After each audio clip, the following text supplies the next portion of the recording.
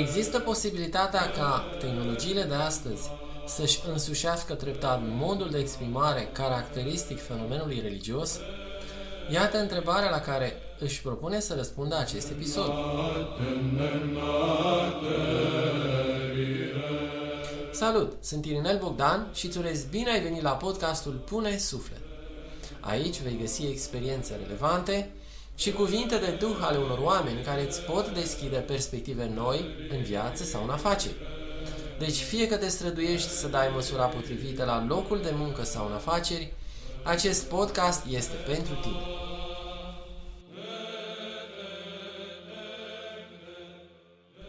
Cum reușim astăzi să depășim himerele care își propun atingerea nemuririi prin extinderea puterilor trupești și a capacităților mentale cu ajutorul tehnologiilor de ultimă oră? Iată întrebarea la care voi încerca să răspund în acest episod al podcastului Pune Suflet.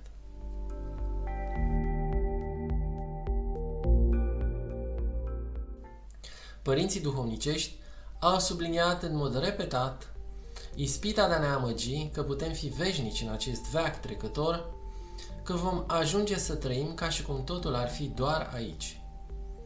Și totuși, prin tehnologiile de astăzi, omul se străduiește din răsputeri ca să ajungă la nemurirea promisă.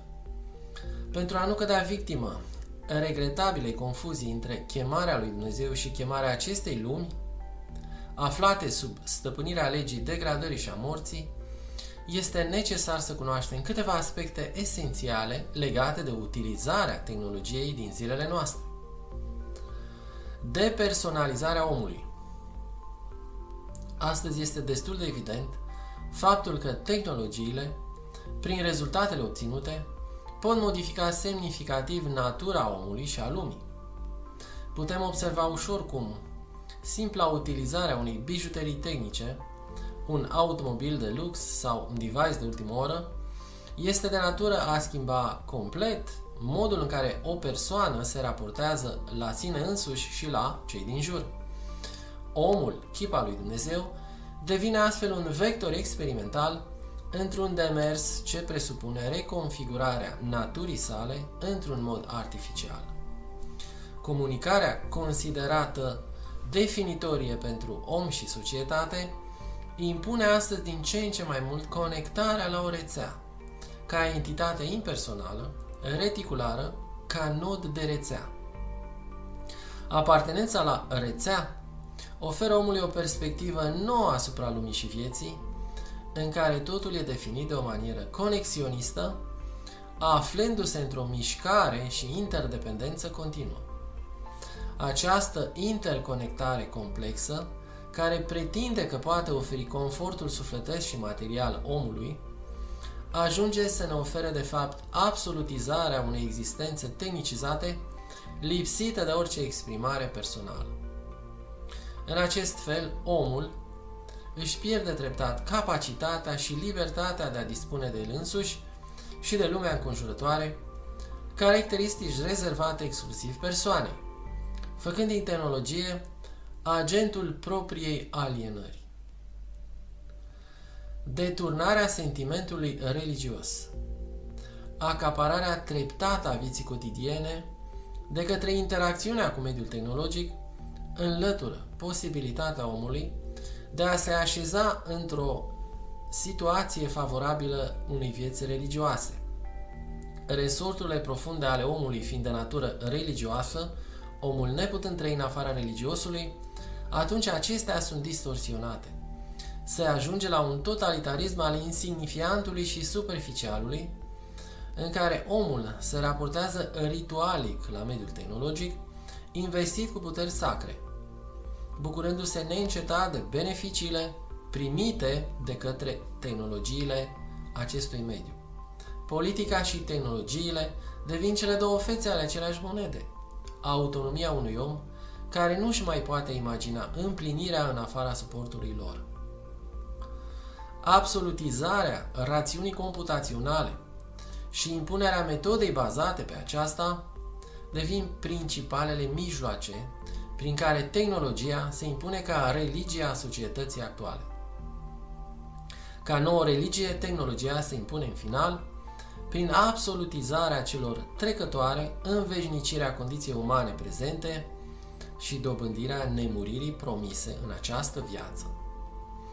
Tehnologizarea sacrului. Tehnologia este folosită astăzi pentru a deconstrui sacrul în spiritul religiozității de tip New Age. Meditația transcendentală și extinderea capacităților unei minți decuplate de povara trupului, astfel încât să fie dobândită conștiința propriei dumnezeiri, sunt modalitățile tot mai des folosite de tehnologia informației. Cum religiosul ca parte structurală a ființei umane nu poate fi eludat, el trebuie atunci să fie reinventat într-o formă surogat, tehnologie, sex, bani. Tehnologia neputând însă fi sacralizată în mod direct, deoarece e percepută ca expresia unor demersuri algoritmice, devine o expresie a sacrului în societatea tehnologică. Odată receptată de omul contemporan ca un fenomen sacru, se așteaptă de la ea rezultate imediate, asemănător magiei. Omul contemporan pretinde totul aici și acum, apelând pentru aceasta la tehnologie și la ajutorul unor tehnocrați cu autoritate priviți ca magicieni ai succesului.